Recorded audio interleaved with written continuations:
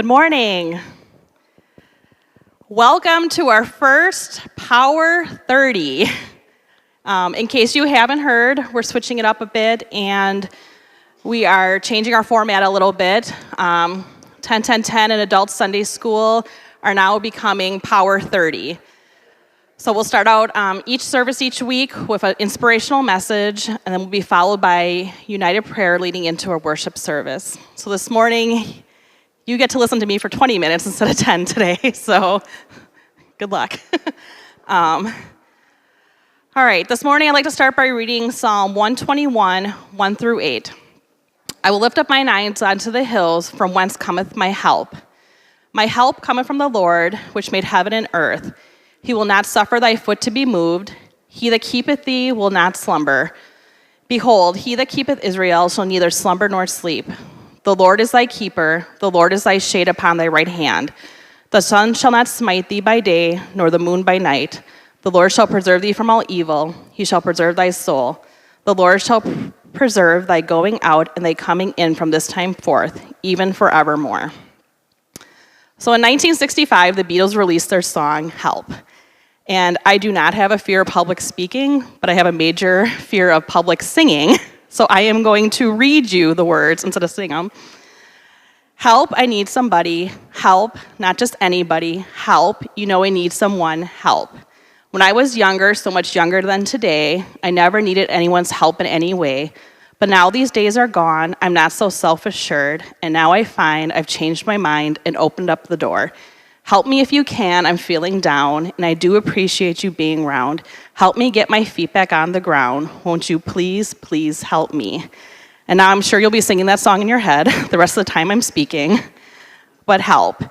This song even had a movie called Help, which basically a crowd of bad guys chased the Beatles around. And in real life, the Beatles really had no problem getting a crowd to come near them. I'm sure if Paul McCartney showed up right now, we'd have a pack of grandmas around him in a minute. And they were constantly attacked by crowds.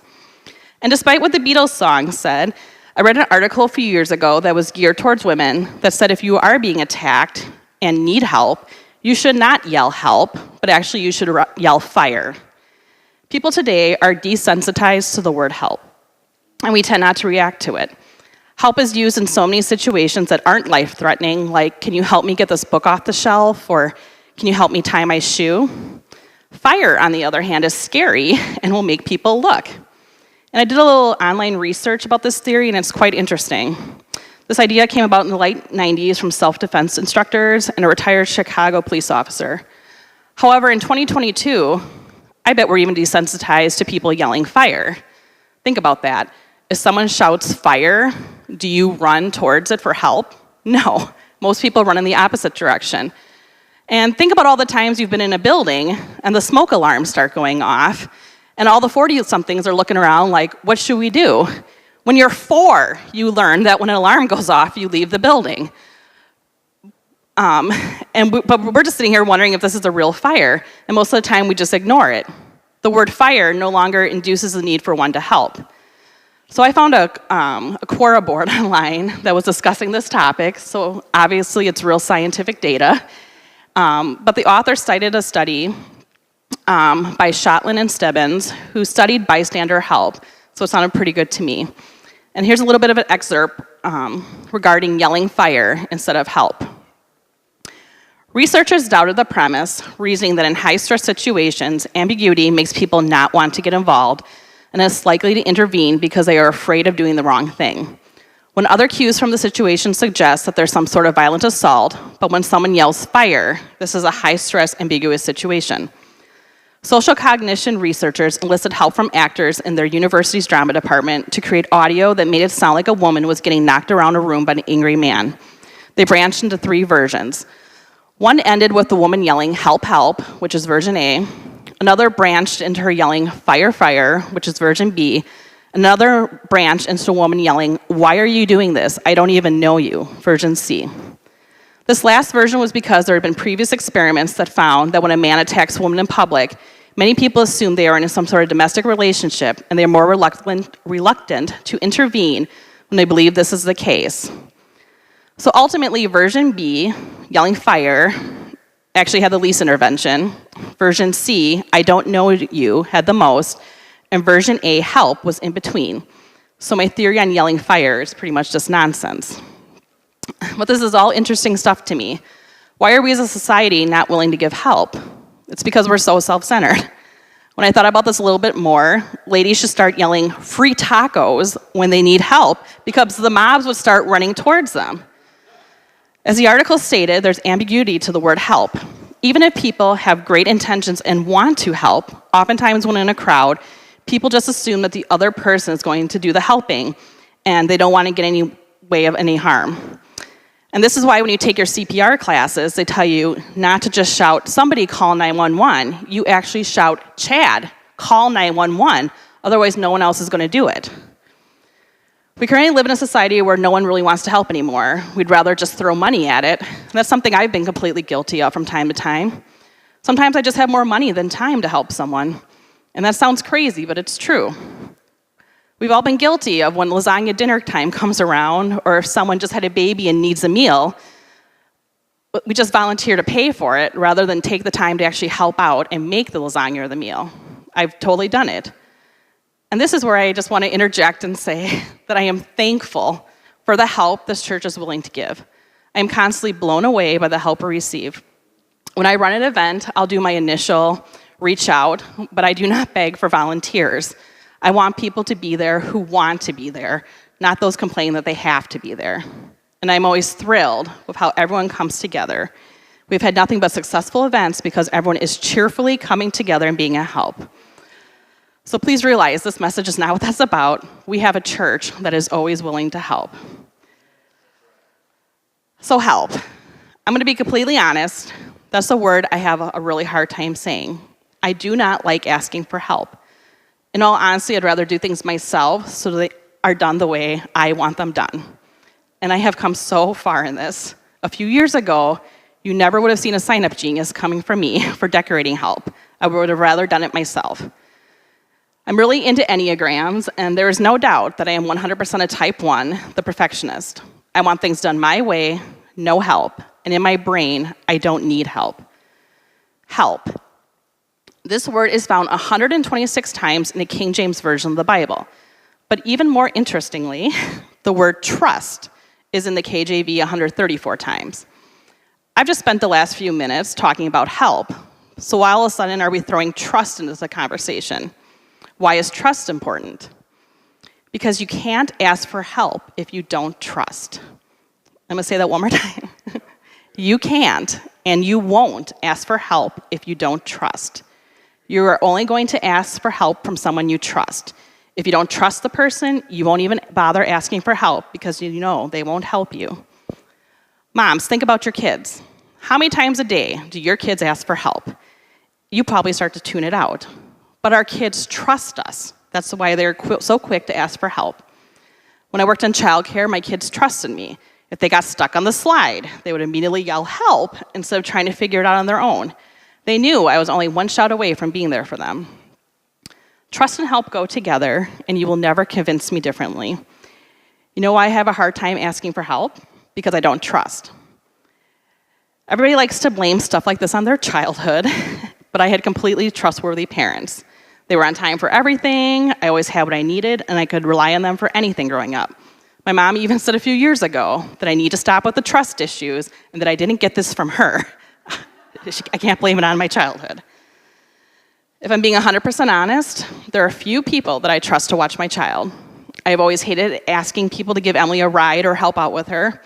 I really feel like it's my responsibility to take care of her. But sometimes I do have to ask for help, and when I do, I'm always calling to check on her. My mom finally developed a code phrase, baby bird is in the nest, that she texts me every time she drops Emily off so she can beat me to the call. I have zero reason to believe my mom would pick up Emily from school and drop her off safely at home, but I really have trouble trusting. I do this to my poor husband and basically everyone. If I'm not the one doing the carpooling, I'm never fully trusting she will get where she needs to go.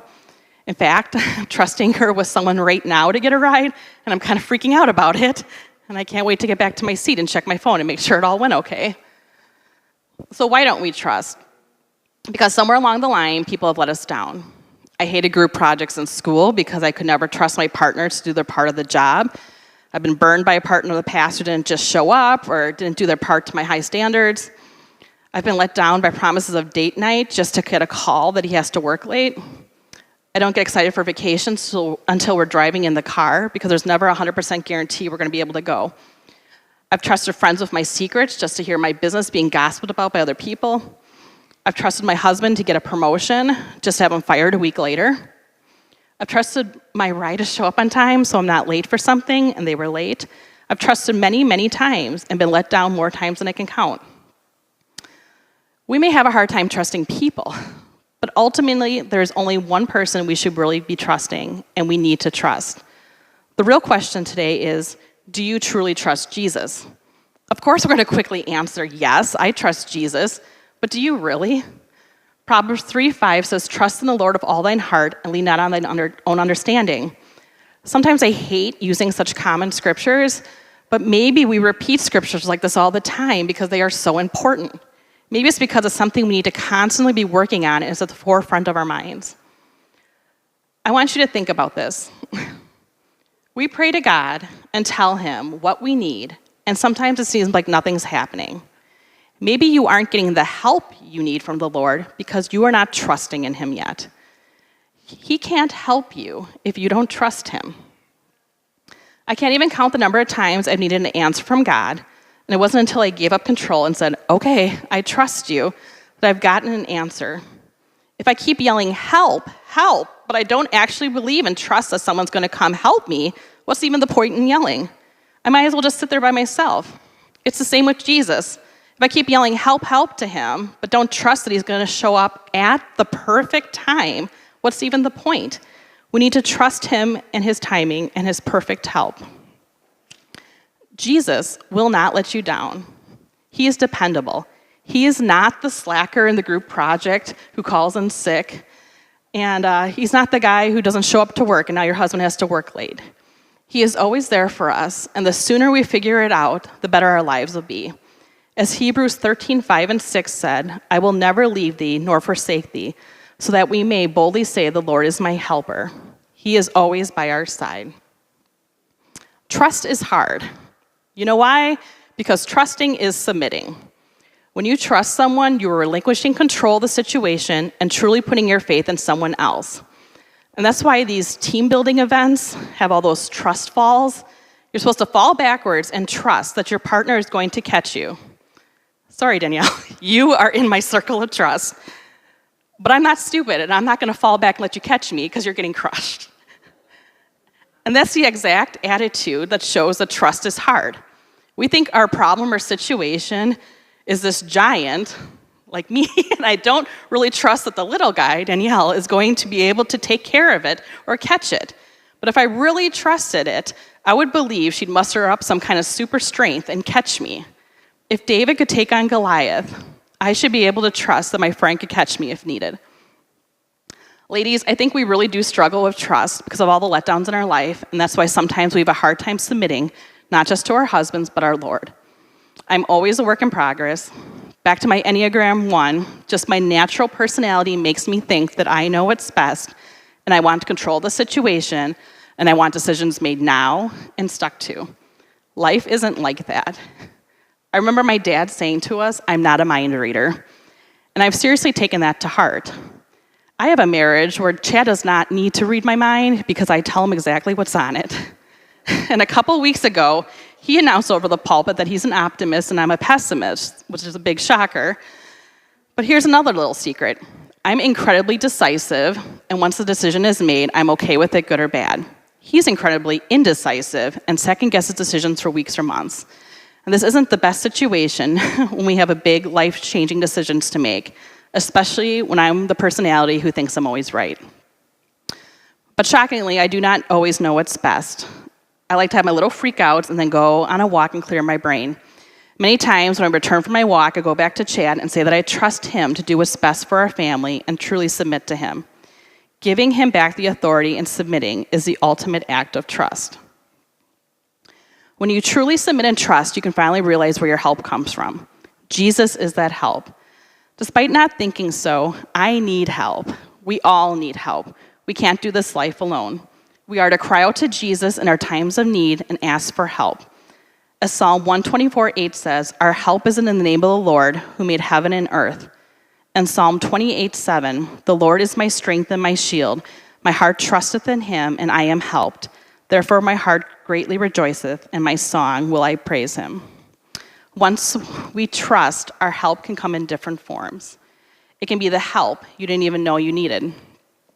Matthew 18:12-14 says, how think ye, if a man have 100 sheep, and one of them gone astray, doth he not leave the 99 and goeth into the mountain and seeketh that which is gone astray? And so be that he find it. Verily I say unto you, he rejoiceth more of that sheep than of the 99 which went not astray. Even so is it not the will of your Father which is in heaven, that one of these little ones should perish. He left the 99 to find me, to help me. Do you think that when I was lost out there that I even knew I needed help? No way. Do you know that I never actually believed this parable of the 99 until I worked in childcare? I'm a really practical thinker, and in my brain there's no way I would leave 99 sheep behind just to get one. Looking at it from strictly a monetary perspective, 99 sheep are worth more money than one sheep. Until one day, we had this childcare here, the fence is kind of low. We had a kid jump the fence when we were outside in the playground. Immediately, all the teachers went after him without hesitation, because you leave the pack when one needs help. Do you think this kid even knew he was in danger at the time? No, he just wanted to scale a fence and run. Just like us. Sometimes we don't even realize what we're doing is bad, but God swoops right in and helps us when we don't even know that we've needed his help the most. We don't need to be afraid that he won't be there for us. He will be there in a heartbeat, and he is always there for us, as in Deuteronomy 31:6. Be strong and of good courage, fear not, nor be afraid of them, for the Lord thy God, it is that doth go with thee. He will not fail thee nor forsake thee. Another kind of help is the help that just shows up, the help you didn't ask for. Back to being an Enneagram 1, I read the other day something that I felt really deeply. Enneagram 1s don't ask for help, but they actually desperately want it. When someone just swoops in and takes care of something, it means so much. I want to portray that I got it under control, but I really just want someone to come and take it off my plate. Chad likes to call me Wonder Woman, and he means it as a compliment, but I don't think he really realizes just how much it means for me when he does those little things without me having to ask for it. Or the other day at VBS, cleanup literally took 30 minutes, and people just did it without me having to put up a sign-up genius for it. Everyone just showed up, and that means so much. Jesus says in Matthew 11:28-30, come unto me all that labor and are heavy laden, and I will give you rest. Take my yoke upon you and learn from me, for I am meek and lowly in heart, and you shall find rest into your souls. For my yoke is easy and my burden is light. Jesus wants to remove these burdens off you and be your help. He is the one who shows up when you least expect it and takes that burdens off of you. Finally, some help is immediate. Help we don't have to wait for. Matthew 14:24-31 says, but the ship was now in the midst of the sea, tossed with waves, for the wind was contrary. And the fourth watch of the night, Jesus went unto them, walking on the sea. And when the disciples saw him walking on the sea, they were troubled, saying, it is a spirit, and they cried out in fear. But straightway Jesus spoke unto them, saying, be of good cheer, it is I, be not afraid. And Peter answered to him and said, Lord, if it be thou, bid me come unto thee unto the water. And he said, come. And Peter was come down on the ship, and he walked on the water to go to Jesus. But when he saw the wind boisterous, he was afraid, and began to sink. He cried, saying, Lord, save me. And immediately Jesus stretched forth his hand and caught him, and said unto him, O thou of little faith, wherefore dost thou doubt? The minute Peter asked Jesus for help, he grabbed him. Jesus knows when we're in desperate need and will reach out and grab us. I can't even count the numbers of times I've been driving and just about ready to get hit by someone and shouted, Jesus, and all of a sudden the accident is avoided. Jesus will step in situations and provide immediate help. I want you to all know that it's okay to ask for help. Like the Beatles song at the beginning of the message, they originally didn't want help, but as they got older, they knew they should ask for it. They've opened up the door to receiving help. I'm speaking to myself here, but if help is offered to you, accept it. Even Jesus took help from others. As he was bearing the cross in Luke 23:26, Simon came and carried it for a while. Jesus took the help and let someone else carry the load for a minute. To close, today I'd like to challenge us all to truly submit, trust, and seek the Lord for help in our lives. He is not some ambiguous person who needs to hear fire or free tacos to come running. If we truly trust him, we only need to shout out Jesus, and our help is on the way. As Isaiah 41:10 and 13 says, "Fear thou not, for I am with thee. Be not dismayed, for I am thy God. I will strengthen thee, yea, I will help thee. Yea, I will uphold thee in the right hand of my righteousness. For the Lord thy God will hold thy right hand, saying unto thee, Fear not, I will help thee." Let's extend help to others and accept help from others. We all need help, and Jesus is just a call away. God bless.